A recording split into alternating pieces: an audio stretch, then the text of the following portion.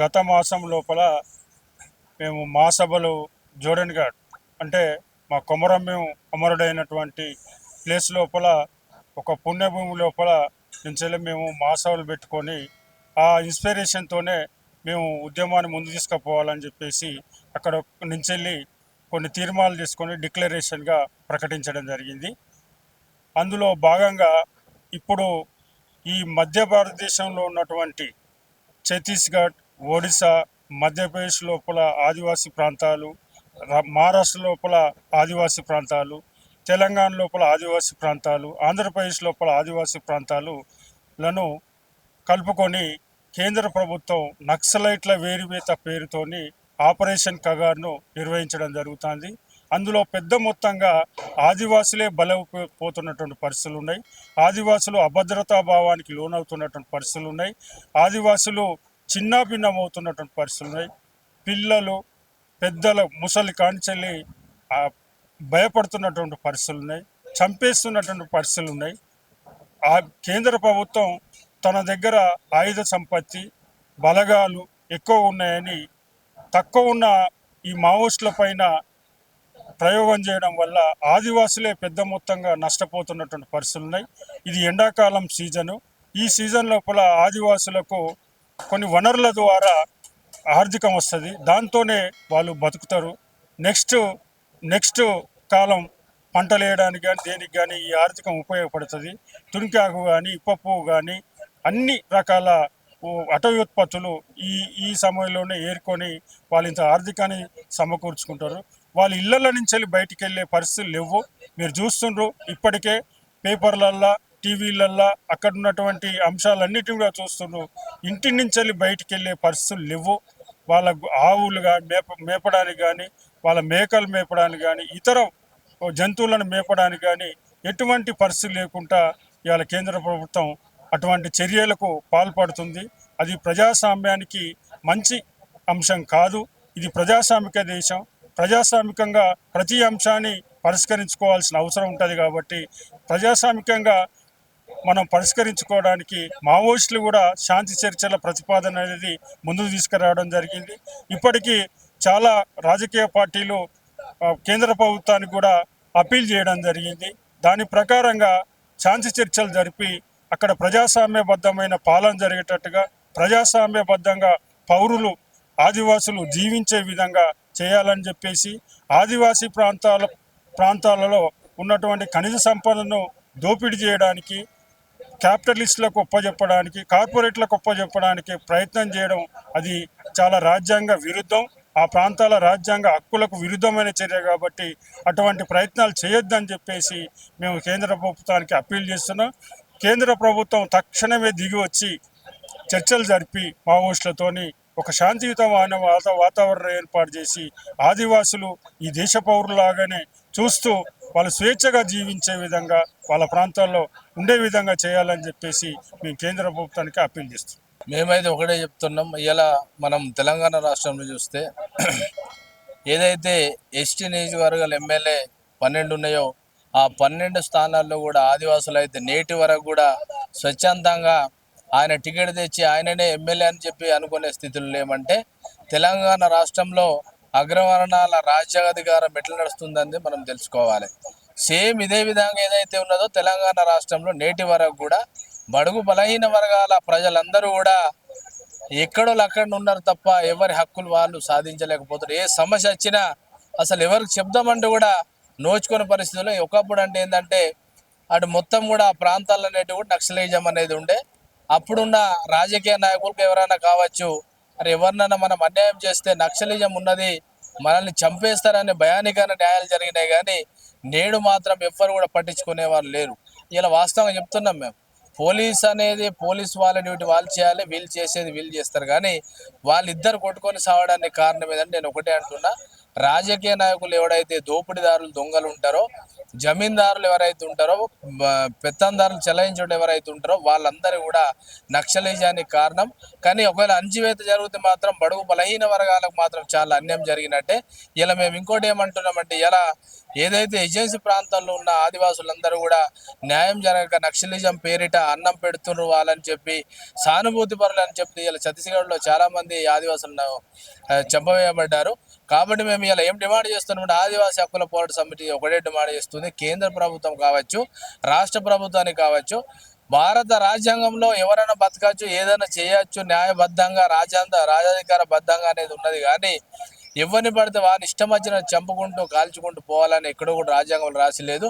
అవసరమైతే వాళ్ళు చర్చలు పెట్టండి అంటున్నారు. కాబట్టి వాళ్ళతో మనము ప్రభుత్వాలు అన్నీ కూడా శాంతి చర్చలు జరిపి సమస్యను పరిష్కరించే దిశగా పోవాలనేది ఆదివాసీ హక్కుల పోరాట సమితి తుడుం దెబ్బ మేము డిమాండ్ చేస్తున్నాం. తప్పకుండా కూడా ఉద్యమ కార్యాచరణ మేము ప్రకటిస్తాం. తుడుం దెబ్బ ఆదివాసీ హక్కుల పోరాట సమితి తెలంగాణ రాష్ట్రంలో ఖచ్చితంగా ఆపరేషన్ కగార్ని ఆపే విధంగా అటు కేంద్ర ప్రభుత్వంపై ఇటు రాష్ట్ర ప్రభుత్వంపై ఉద్యమ దిశగా మేము ఒత్తిడి తెస్తామని చెప్పి మేము తెలియజేస్తున్నాం. ఇలా జరుగుతున్న భారతదేశంలో రాజకీయ ఓటు బ్యాంక్ నడుస్తుందని మీకు అందరికీ తెలుసు. కాబట్టి ఏవైతే హక్కులున్నా వాటినే తీస్తుంది. జియో నెంబర్ 3 ఉంటే దాన్ని ఒక వ్యక్తితోని కోర్టులు వేయించి ఆ జియో నెంబర్ 3ని కూడా తెప్పించారు.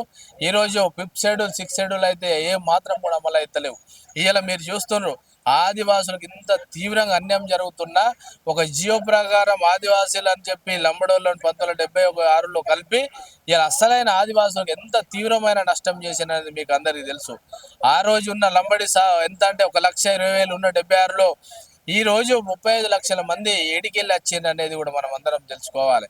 అంటే ఇవన్నీ కూడా మనం ఆలోచించి అడుగులు వేసుకుంటూ మనం అడుగుదామని ఉద్యమ బాటలో పోతే రాజకీయ కోణంలో చూస్తున్నారు. కాబట్టి రాజకీయ ఓటు బ్యాంకు మాత్రమే పార్టీలు చేస్తున్నాయి. కాబట్టి మీరందరూ కూడా గమనించాలని మేము తెలియజేస్తున్నాం.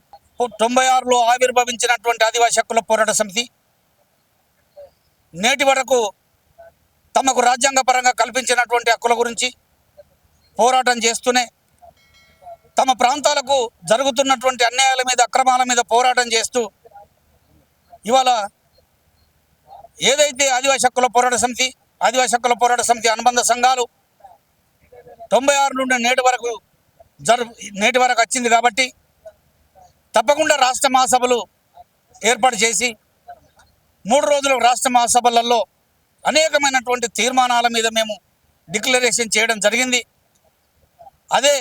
దాన్నే మేము జోడేఘాటు డిక్లరేషన్ అంటాం.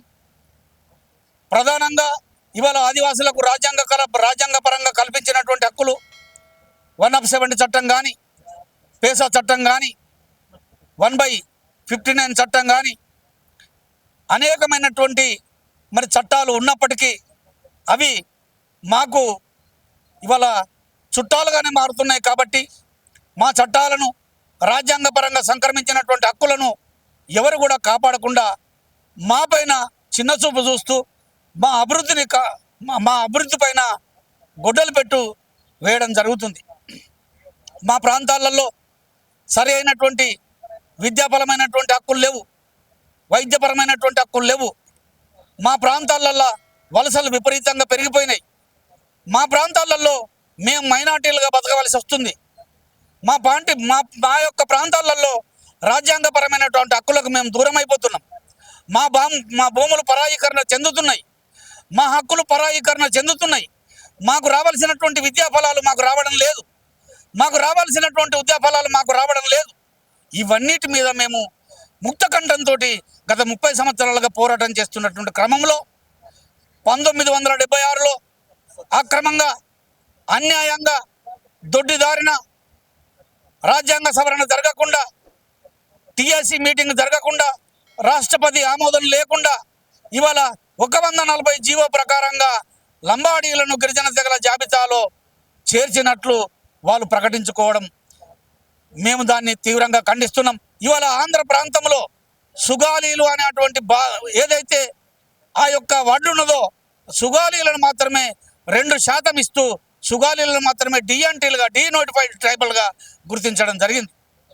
తదనంతరం సుగాలి, లంబాడి, బంజారా ఇవన్నీ పర్యాయ పదాలు ఒక్కటే అని చెప్పేసి ఇతర రాష్ట్రాలలో ఉన్నటువంటి ఇవాళ ఆంధ్రప్రదేశ్ విడిపోయిన తర్వాత తెలంగాణ రాష్ట్రంలో ఉన్నటువంటి లంబాడీలను కూడా సుగాలీలు, లంబాడీలు ఒక్కటే అని చెప్పి ఇక్కడ కూడా 149వ జీవోను ఇంప్లిమెంటేషన్ చేస్తూ ఇవాళ వాళ్ళకు అక్రమంగా ఇవాళ రాజ్యాంగపరమైనటువంటి హక్కులు, విద్యాపరమైనటువంటి హక్కులు, సామాజిక పరమైనటువంటి హక్కులు, రాజకీయపరమైనటువంటి హక్కులు, ఉద్యోగపరమైనటువంటి హక్కులు 99% వాళ్ళే దోసుకుంటున్నటువంటి క్రమంలో అడవులలో అమాయకులుగా జీవిస్తున్నటువంటి అడవి బిడ్డలము, అడవిని నమ్ముకొని, అడవి సంపదను నమ్ముకొని, అడవి ప్రాంతాలను నమ్ముకొని, అడవిలో ఆహాకారాలు చేస్తూ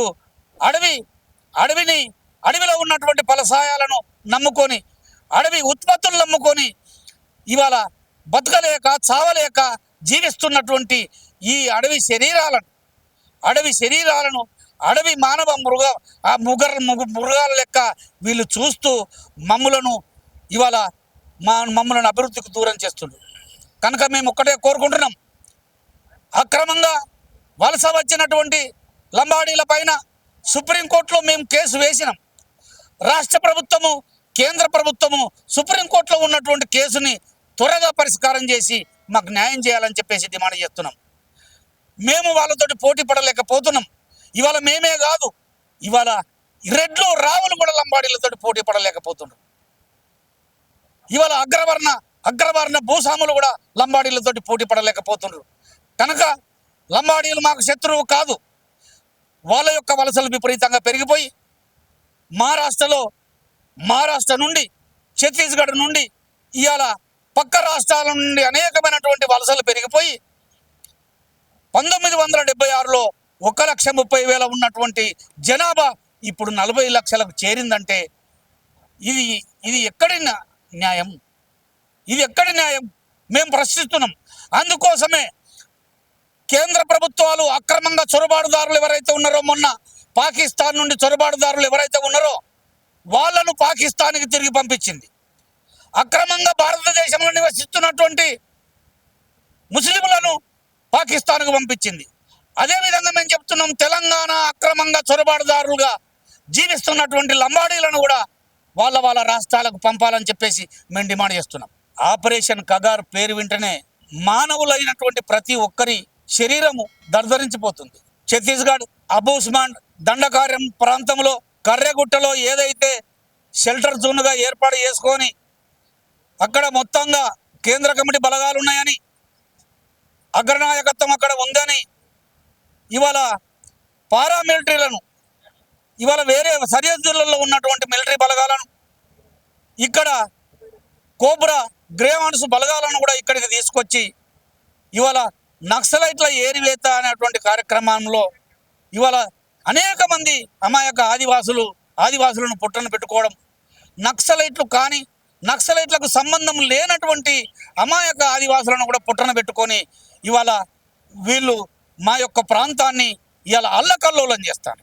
మా యొక్క ప్రాంతంలో మేము జీవించలేక చేస్తున్నారు. కాబట్టి మేము ఇప్పుడు ఏం చేస్తున్నామంటే, అయ్యా అమిత్ షా గారు తక్షణం మీరు జోక్యం చేసుకొని, అయ్యా రాష్ట్రపతి గారు తక్షణం మీరు జోక్యం చేసుకొని తప్పకుండా ఆపరేషన్ కాగార్ను మీరు నిలుపుదల చేయాలని చెప్పేసి మీకు చేతులెత్తి నమస్కరిస్తున్నాం.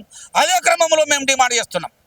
అందుకోసం ఇవాళ రాష్ట్రపతి గారు, ఇవాళ ఆయా రాష్ట్రాల రాష్ట్రపతులు, గవర్నర్లు, ఇవాళ పౌర హక్కుల సంఘాలు, ఇవాళ హైకోర్టు, సుప్రీంకోర్టు, ఎక్కడైతే ఏ రాష్ట్రాలలో ఉన్నటువంటి అన్ని కోర్టులు కూడా ఈ యొక్క అంశాన్ని సుమోటోగా తీసుకొని ఈ మానవ హననాన్ని, ఈ ఆదివాసీ మానవ హననాన్ని, ఈ రక్తపాతాన్ని ఆపాలని చెప్పేసి మేము రాష్ట్ర కేంద్ర ప్రభుత్వాలను మేము డిమాండ్ చేస్తున్నాం.